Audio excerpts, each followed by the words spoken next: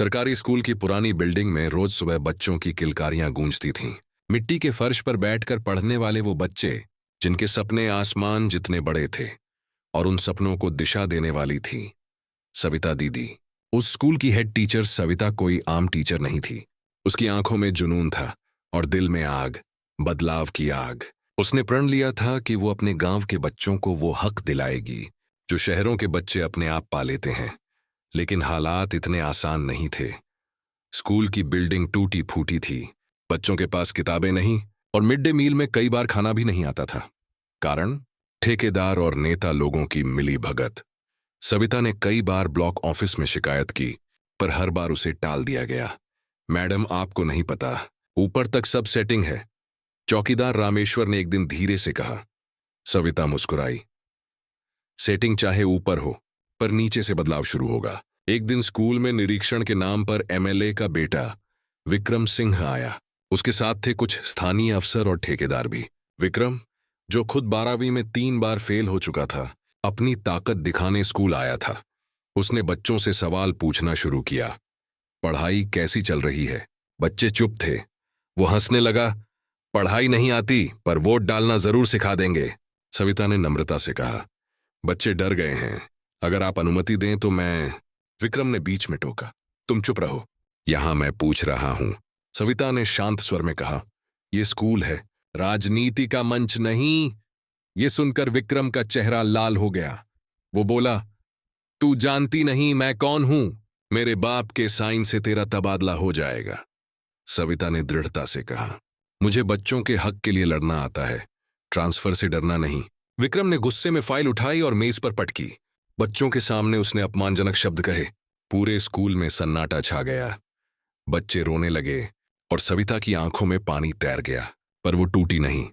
उस दिन के बाद सविता ने ठान लिया, अब चुप नहीं बैठेगी। वो गई जिलाधिकारी डीएम मीनाक्षी गुप्ता के पास। वहां सुरक्षा गार्ड ने रोका। मैडम मीटिंग में हैं, सविता बोली। मैं इंतजार करूंगी जब तक इंसाफ नहीं मिलेगा। 4 घंटे तक वो ऑफिस के बाहर बैठी रही। जब डीएम बाहर आई, सविता खड़ी हो गई और बोली, मैडम, मैं एक टीचर हूं, पर आज एक नागरिक के रूप में आपके पास आई हूं। हमारे बच्चों के साथ अन्याय हो रहा है। खाना नहीं, किताब नहीं, और ऊपर से नेताओं का आतंक। डीएम मीनाक्षी गुप्ता ने गौर से देखा। उसके चेहरे पर थकान थी, लेकिन आंखों में सच्चाई। आप अंदर आइए, उन्होंने कहा। सविता ने सब बताया। ठेकेदारों की चोरी, भ्रष्ट अधिकारी, एमएलए बेटे का व्यवहार, सब कुछ। डीएम ने सारी बातें नोट की और बोली, आपके पास कोई सबूत है? सविता ने मोबाइल निकाला और दिखाया वो वीडियो जिसमें एमएलए का बेटा बच्चों को डांटते हुए गाली दे रहा था। डीएम कुछ पल तक चुप रहीं, फिर बोली, आपने बहुत हिम्मत दिखाई है सविता जी। अब ये मामला सिर्फ स्कूल का नहीं, सिस्टम की इज्जत का है। अगले दिन सुबह डीएम ने अपने ऑफिस से आदेश निकाला। जांच कमेटी गठित की जाती है। एमएलए के बेटे विक्रम सिंह पर अनुशासनहीनता और सरकारी संस्थान में दखल के आरोप की जांच होगी। पूरा जिला हिल गया। स्थानीय अफसरों में हड़कंप मच गया। ठेकेदारों के फोन एक दूसरे को लगने लगे। अब क्या करेंगे? विक्रम के पिता एमएलए ने सीधे डीएम को फोन किया। मैडम, आप हमारे इलाके में राजनीति कर रही हैं क्या? डीएम ने शांत स्वर में कहा। न्याय को राजनीति मत कहिए। सविता को अब धमकियां मिलने लगीं। रात में कोई घर के बाहर पत्थर फेंक जाता। गांव के लोग डर गए, लेकिन सविता ने कहा, अगर मैं डर गई तो कल ये बच्चे भी डरना सीखेंगे। धीरे धीरे गांव के लोग भी उसके साथ खड़े होने लगे।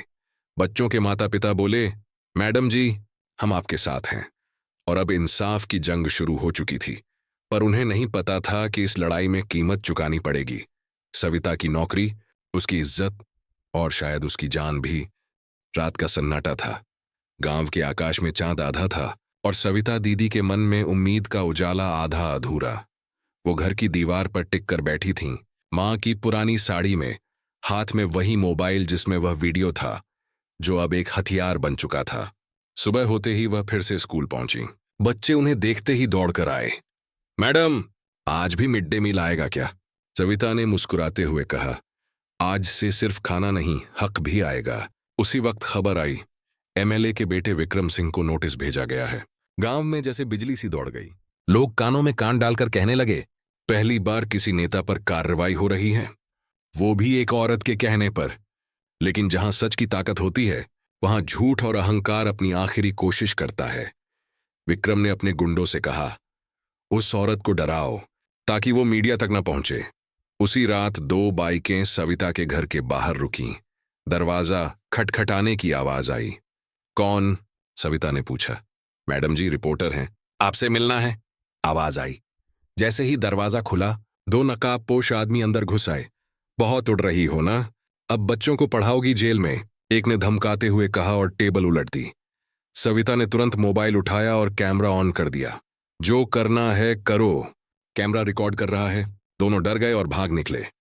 अगले दिन वही वीडियो सोशल मीडिया पर वायरल हो गया। एक महिला टीचर पर एमएलए के बेटे के गुंडों का हमला।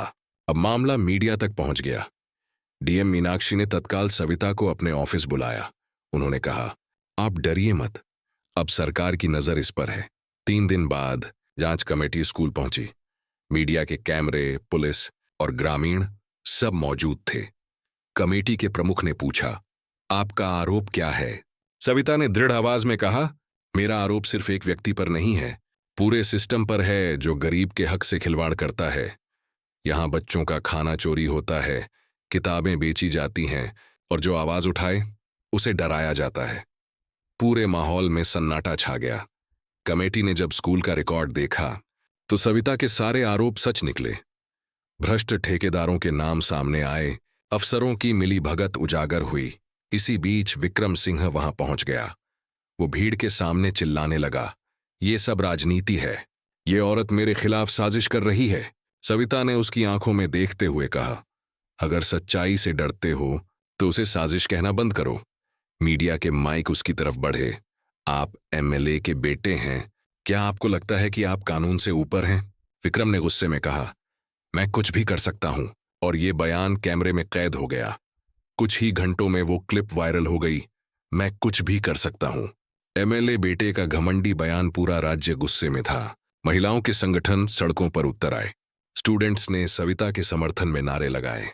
एक टीचर लड़ी, अब समाज जगेगा। 3 दिन के भीतर सरकार को दखल देना पड़ा।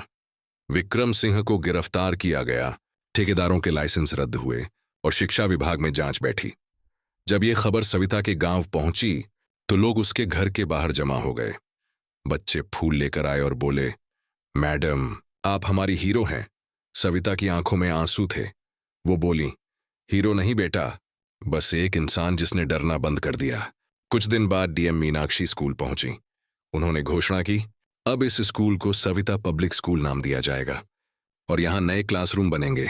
गांव में तालियां गूंज उठीं। मिट्टी की उस जमीन ने आज पहली बार गौरव महसूस किया था। लेकिन कहानी यहीं खत्म नहीं हुई। कुछ महीनों बाद सविता को राज्य स्तर पर सम्मान मिला।